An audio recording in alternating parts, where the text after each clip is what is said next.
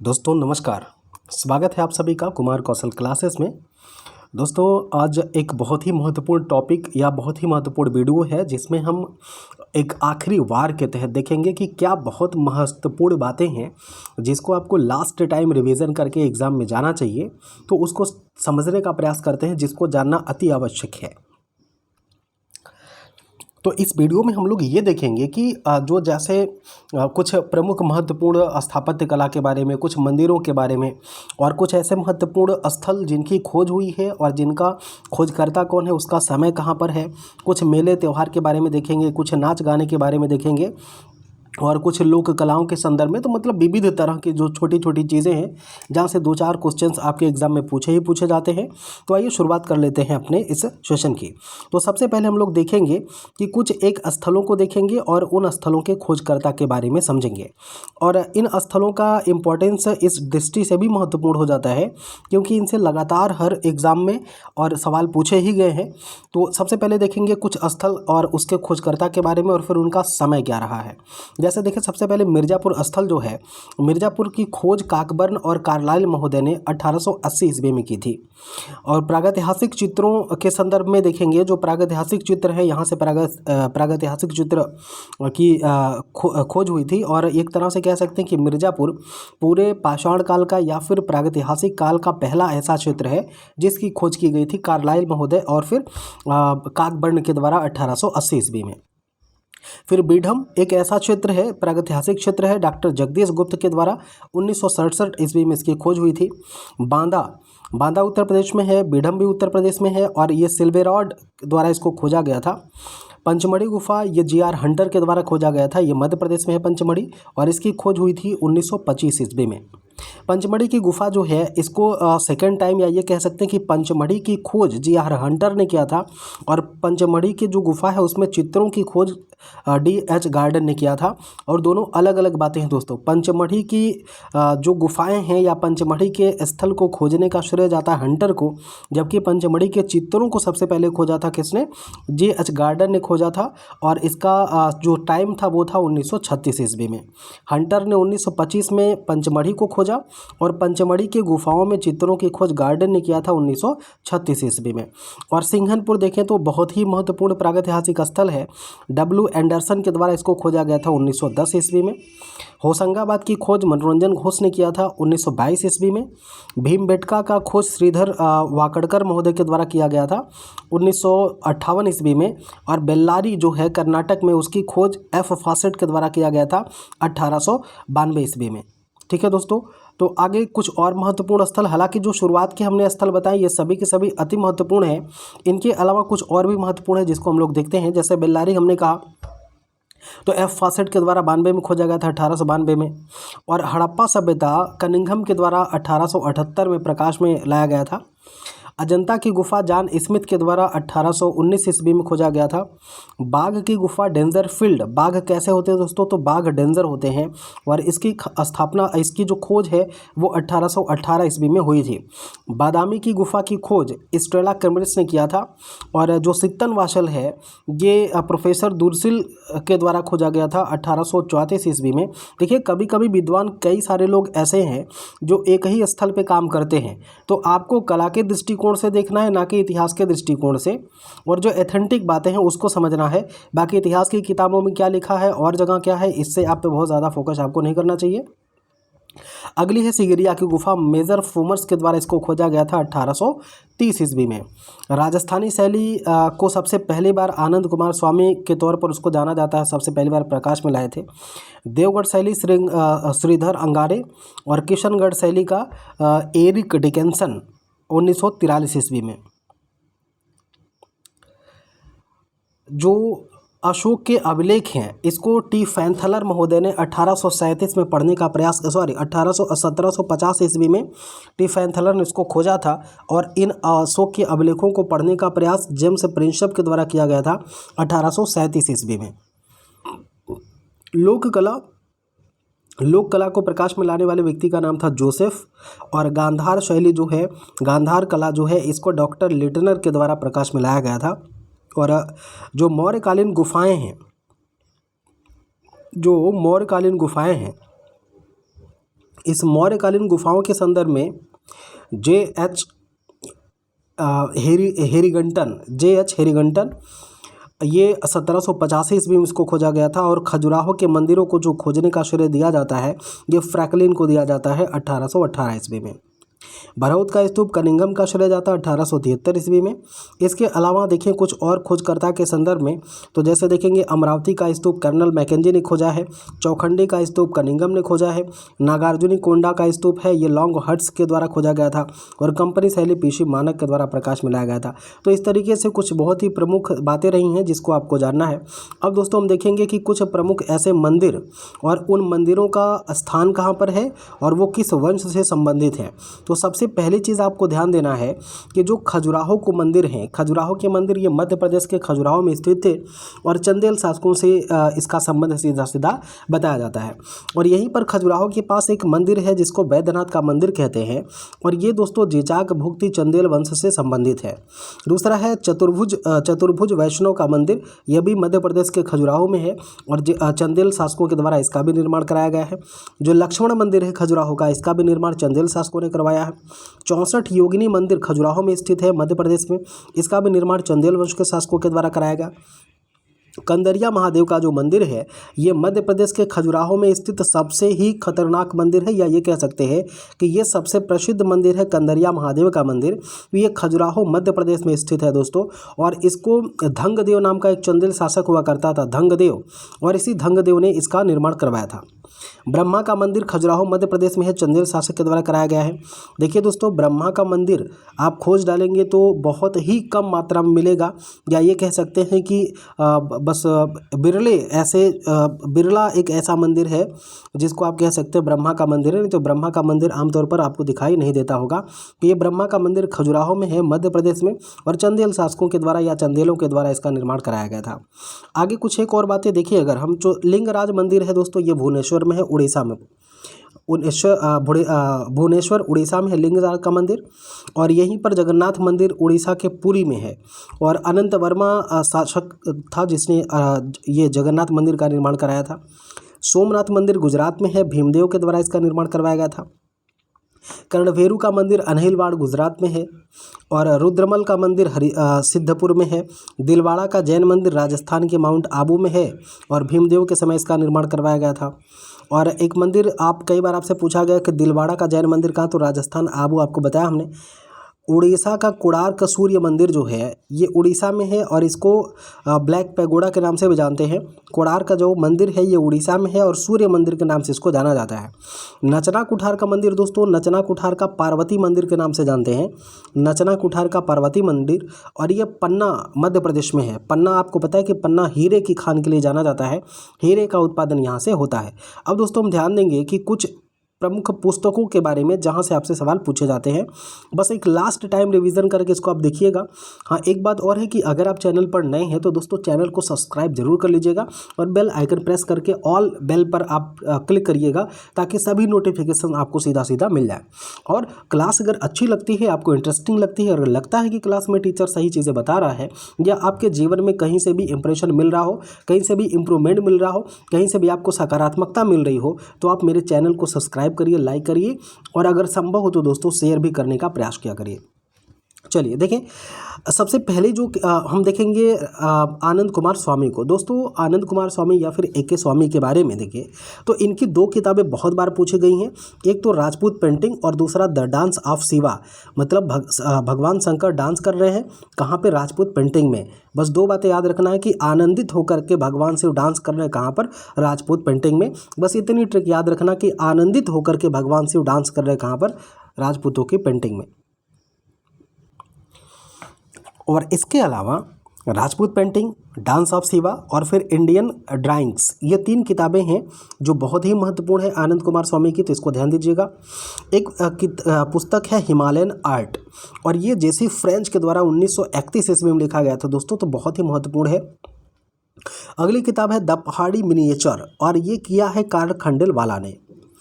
और कांगड़ा पेंटिंग ये WG Archer के द्वारा लिखा गया है, कांगड़ा पेंटिंग नाम से किताब बहुत ही महत्वपूर्ण है, ये भी पूछा जाता है। आर्ट हेरिटेज ऑफ जम्मू और आर्ट और आर्ट और हेरिटेज ऑफ डोगरा, तो डोगरा और जम्मू और कश्मीर ये दोनों आर्ट पर लिखा है B.R. खजूरिया ने। अगली पुस्तक देखेंगे दोस्तों जो बहुत ही महत्वपूर्ण किताबें हैं, फ्लाइट पुस्तक, ये नटराज शर्मा के द्वारा लिखा गया है। नंदलाल बोस नामक किताब किसने लिखा है, तो ये दिनकर कौशिक ने लिखा है। A word of memories, a word of memories ये लिखा है माधवी पारेख ने। और for painting of India, for paintings of India ये किताब लिखा किसने, अर्पणा कौर ने। Painting in the Kangra painting in the Kangra valley, तो कांगड़ा वैली में पेंटिंग कौन कर रहा है दोस्तों, कांगड़ा वैली में पेंटिंग कर रहे हैं विजय शर्मा। और द फ्लेड बहुत महत्वपूर्ण नहीं है, कवित्त वात्स्यायन की। ये शैलेंद्र नाथ डे वाले ध्यान दीजिएगा कि भारतीय चित्रकला पद्धति नाम से जो किताब लिखा वो शैलेंद्र नाथ डे ने, ये मैंने अपने प्रैक्टिस में भी क्वेश्चन को ऐड किया है और महत्वपूर्ण है, पूछा भी गया है। जगदीश गुप्ता की किताब है प्रागैतिहासिक चित्रकला और भारतीय चित्रकला के पदचिन्ह, ये दोनों किताब महत्वपूर्ण है, इसको ध्यान दीजिएगा। और रस मीमांसा नाम का एक किताब लिखा गया था किसके द्वारा, रामचंद्र शुक्ल, और ये कि कला समीक्षक के तौर पर जाने जाते हैं रामचंद्र शुक्ल। ठीक है, अब हम देखेंगे कि कुछ ऐसे कार्टूनिस्ट हैं, कुछ ऐसे कार्टूनिस्ट हैं जो विभिन्न समाचार पत्रों में कार्य करते हैं। उन कार्टूनिस्ट के बारे में पूछा जाता है कि निम्नलिखित में से कौन सा कार्टूनिस्ट है या कार्टून बनाता है, तो कार्टूनिस्ट को लेकर के सवाल पूछा जाता है।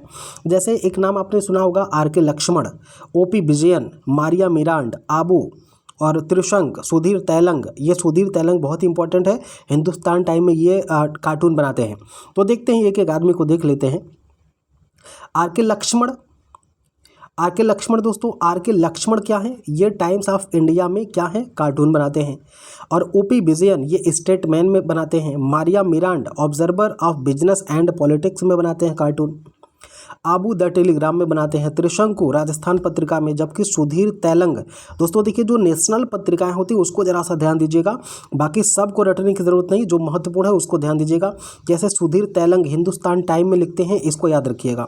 सुधीर तैलंग हिंदुस्तान टाइम में ये वो कार्टून बनाते हैं। और द हिंदू में कौन बनाता है, तो केशव बनाते हैं।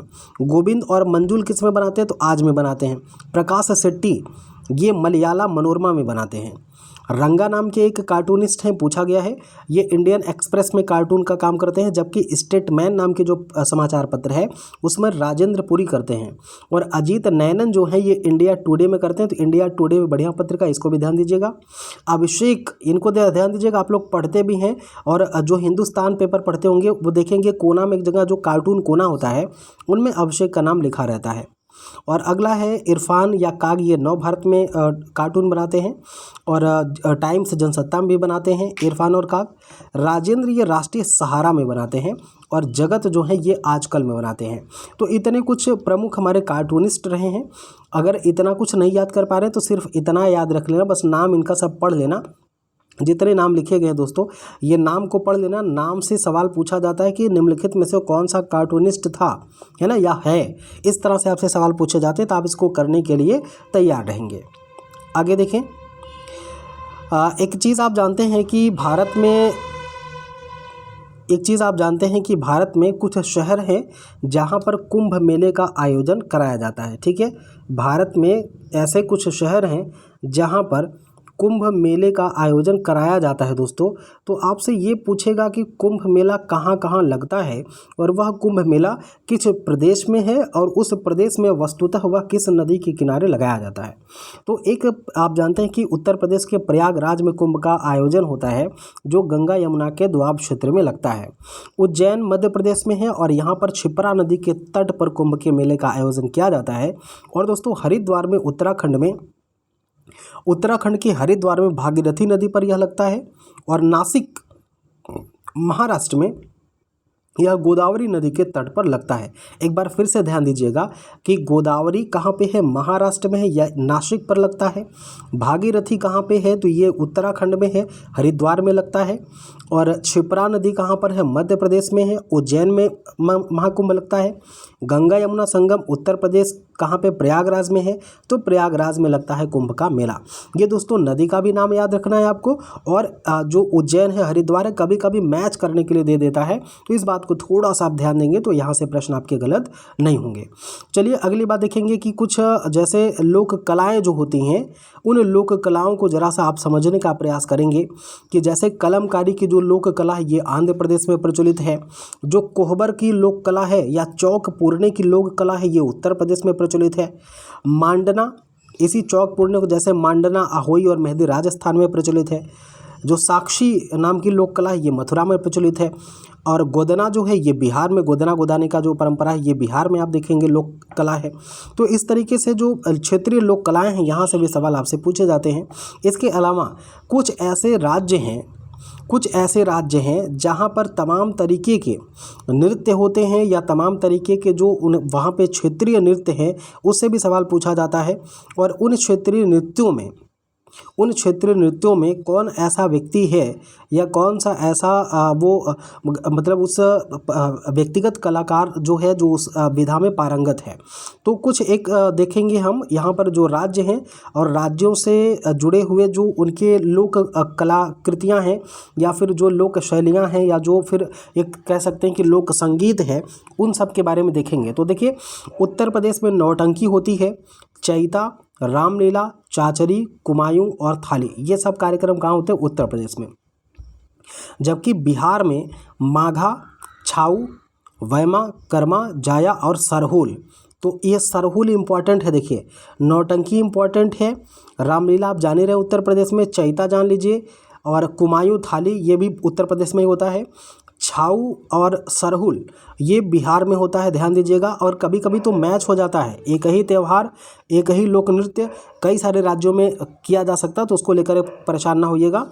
अब इस जैसे देखिए यहाँ पर बिहार में कर्मा लिखा है, नीचे मध्य प्रदेश में भी कर्मा हो रहा है, तो ऐसा थोड़ी है कि कोई एक ही राज्य का वो पर्टिकुलर पेटेंट है। एक ही नृत्य है, एक ही विधा है, वो किसी और राज्य में भी हो सकती है, बस आपको ध्यान देना जो अतिरिक्त चीज़ें हैं। तो महाराष्ट्र में देखिए तमाशा होता है, ललिता और कोली होता है, तो तमाशा ध्यान दीजिएगा महाराष्ट्र में। राजस्थान में कठपुतली का खेल होता है, डांडिया और राउफ ख्याल और गणगौर ये राजस्थान में होता है। केरल में मोहिनी अट्टम बहुत ही प्रसिद्ध है, केरल का मोहिनी अट्टम। और थुलाल और मद्रावली और पादयानी ये भी केरल में ही होता है। असम में खेल गोपाल होता है, ढोल नृत्य और बिहू तो कई बार पूछा गया, असम की बहू के रूप से आप लोग याद करते हैं, ठीक ना। अगला है मणिपुर में बसंत रास और लाई हरिव रास, तो बसंत रास जो है ये मणिपुर में होता है। आगे देखेंगे गुजरात में डांडिया, डांडिया का नाम आपने सुना है, गुजरात में डांडिया होता है। पहाड़ी हारी होता है, गरबा होता है, ठीक ना। डांडिया और गरबा गुजरात में होता है, दीपक रास होता है। नागालैंड में कुमिनागा और खैवा लीमा होता है।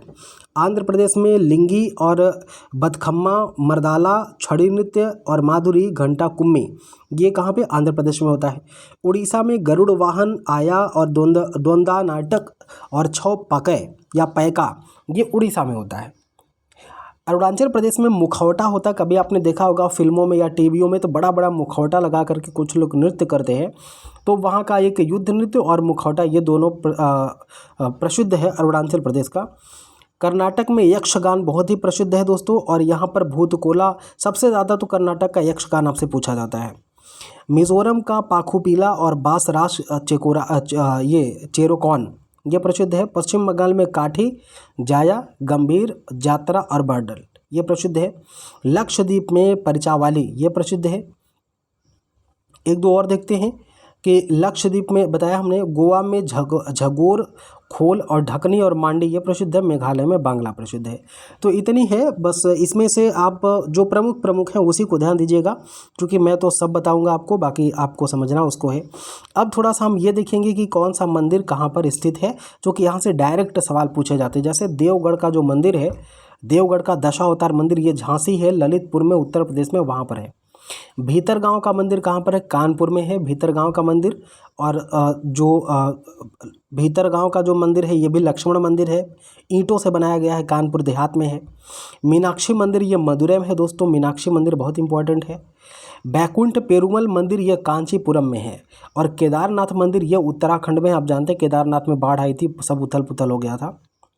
भारत माता का मंदिर वाराणसी में है, जबकि रविदास मंदिर भी वाराणसी में ही है। और भूमरा का शिव मंदिर दोस्तों ये सतना मध्य प्रदेश में है, जबकि सास बहू का मंदिर ये ग्वालियर मध्य प्रदेश में है। और एक मंदिर का नाम आपने सुना होगा रथ मंदिर, ये रथ मंदिर महाबलीपुरम में है। और ब्रह्मदेश्वर का मंदिर ये दोस्तों तंजौर में है। तो इतना मंदिर है, इन मंदिरों से जरूर सवाल पूछे जाते हैं। एक बार आप इसको रिवाइज कर लीजिएगा, ठीक है, 1 से 2 बार इसको बैक करके आप रिवाइज कर लीजिएगा। कुछ एक बागों को स्थापित कराया गया था मुगल शासकों के द्वारा। तो यहाँ से भी आपसे सवाल दोस्तों पूछे ही गए हैं कि जैसे पूछेगा कि शालीमार बाग किसने लगवाया था, तो जहांगीर ने लगवाया था। फिर पूछेगा कि शालीमार बाग लाहौर में किसने, तो शाहजहां ने लगवाया था, है ना। तो इस तरीके से आपसे सवाल पूछा जाता है कि जो मुगल गार्डन है दिल्ली में उसको किसने बनवाया था, तो शाहजहां ने बनवाया था। तो इस तरीके से आपसे सवाल पूछे जाते हैं। जैसे पूछेगा कि काबुली बाग किस मुगल शासक ने लगाया था, तो काबुली बाग पानीपत युद्ध विजय के बाद पानीपत वाले एरिया में बाबर के द्वारा लगाया गया था काबुली बाग। तो बाबर बागों का बड़ा शौकीन था। नूर अफगान आगरा में है और ये सिकंदर लोदी के द्वारा लगवाया गया था। जबकि निषाद बाग दोस्तों कश्मीर में है और इसको शाहजहां के द्वारा बनवाया गया था या लगवाया गया था। चार बाग लखनऊ में है, आपने सुना होगा कभी, चार बाग रेलवे स्टेशन पर गए होंगे। तो चार बाग का निर्माण अकबर के ज़माने में कराया गया था।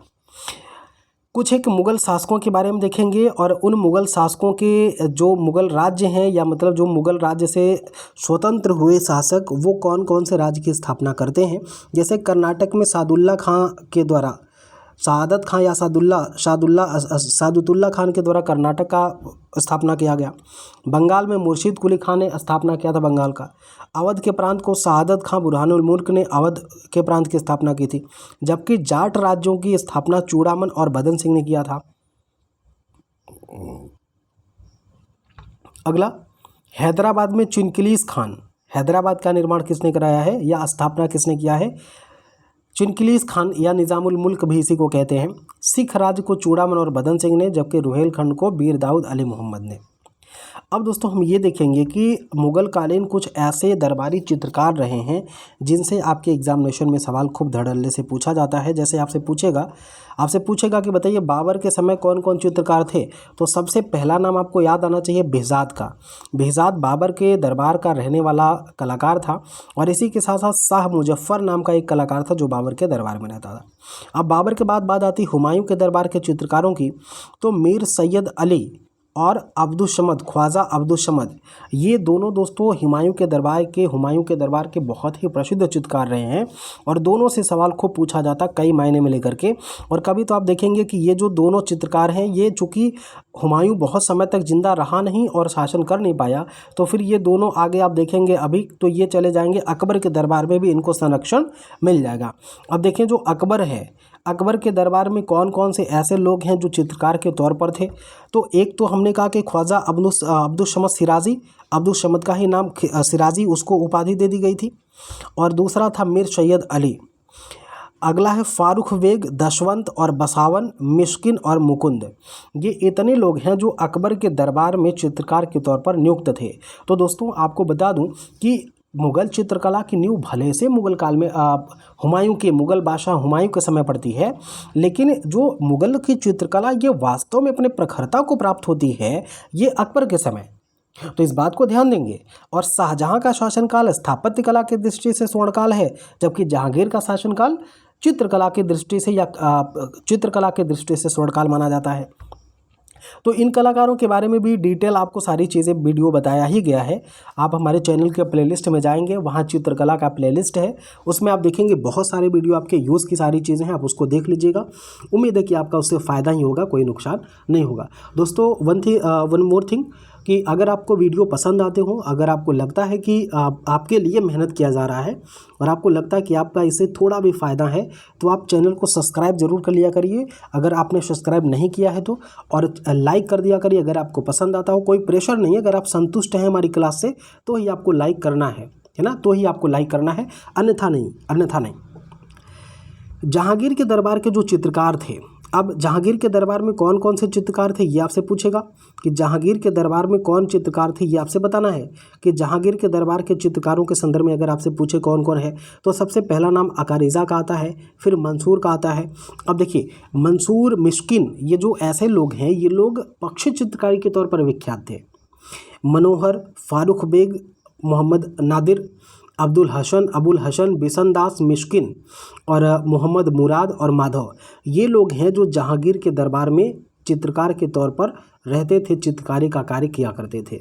जो कि आपको हमने बताया है कि ये ऐसा एक शासक रहा है जो चित्रकला के दृष्टि से बहुत ही विकास का कार्य करता। चित्रकला का बहुत ज़्यादा विकास इसी के समय होता है।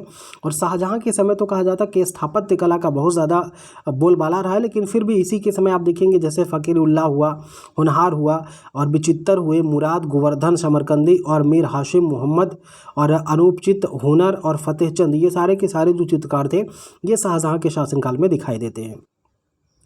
अब दोस्तों देखेंगे कि कुछ एक शैलियाँ जिनका विकास उन क्षेत्रों में हुआ है, तो उन क्षेत्रों और शैलियों से सवाल आपसे पूछे जाते हैं। जैसे जैन शैली का विकास आपसे पूछ ले अगर कि जैन शैली का विकास कहाँ पे हुआ है, तो जैन शैली का विकास जौनपुर में हुआ है, ऐसा आप मान सकते हैं। इसका केंद्र था, ठीक है, केंद्र की बात कर रहा है। और अपभ्रंश शैली का भी केंद्र कहाँ पर है, तो जौनपुर में है।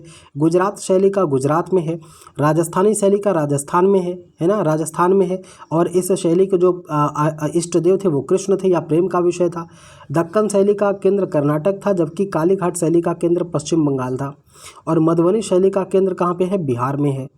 इसके अलावा कुछ एक और शैलियाँ हैं, जैसे आपने नाम अगर सुना है और बिल्कुल सुना होगा कि कंपनी शैली कहते हैं जिसको, कंपनी शैली। तो कंपनी शैली का क्षेत्र जो था ये बिहार पटना में था और सल्तनत कला का जो क्षेत्र था ये दिल्ली में था। जबकि सिख शैली का जो केंद्र हुआ ये लाहौर बनता है और मेवाड़ शैली का केंद्र बनता उदयपुर राजस्थान, जबकि आजमेर शैली का जो केंद्र बनता वो राजस्थान बनता, आजमेर शैली या आमेर शैली। वैसे आमेर शैली है और अजमेर भी है। बीकानेर शैली का राजस्थान, किशनगढ़ का बहुत ही महत्वपूर्ण नाम है निहाल चंद को लेकर के, जिसने बने ठनी का चित्र चित्रित किया था। जोधपुर शैली का राजस्थान है और बूंदी का भी राजस्थान। ये बस बड़े बड़े क्षेत्रों में पूछा गया आपसे, ठीक है। और जो कोटा राजस्थान है, अजंता की गुफा जो है ये महाराष्ट्र में, इसका विकास हुआ महाराष्ट्र में। एलोरा जो है ये भी महाराष्ट्र से संबंधित है। एलिफेंटा ये भी महाराष्ट्र से है। जो ईरानी शैली है ये फारस से संबंधित है दोस्तों, ये भी ध्यान दीजिएगा। और ईरानी शैली से ही मुगल कला प्रभावित रही है। सित्तनवासल की गुफा तमिलनाडु में है और मुगल शैली जो है इसका प्रभाव भारत में पड़ता है। और जो पाल शैली है बंगाल, बिहार, नेपाल इत्यादि एरिया में इसका विकास दिखाई देता है, क्षेत्र दिखाई देता है। पहाड़ी शैली का वास्तविक विकास आप देखेंगे तो हिमाचल प्रदेश में है, राजपूताना के क्षेत्र से, जिसकी शुरुआत आप मानते हैं। तो ये कुछ बहुत ही महत्वपूर्ण तथ्य रहे हैं और उम्मीद है कि आपके एग्जाम में इससे कुछ ना कुछ आपको हेल्प इससे मिलेगा। तो दोस्तों वीडियो कैसा लगा आप कमेंट बॉक्स में ज़रूर कमेंट करें, ठीक है। मैं कमेंट मौका मिलेगा तो आपका कमेंट पढ़ूंगा, आवश्यक होगा तो उसका जवाब भी दूंगा, ठीक है। तो इतना इसे रिवाइज करिए और फिर से जो रेगुलर 125 क्वेश्चन की सीरीज़ है वो चलती रहेगी। अपना खूब ख्याल रखिए, मस्त रहिए। जय हिंद, गुड नाइट।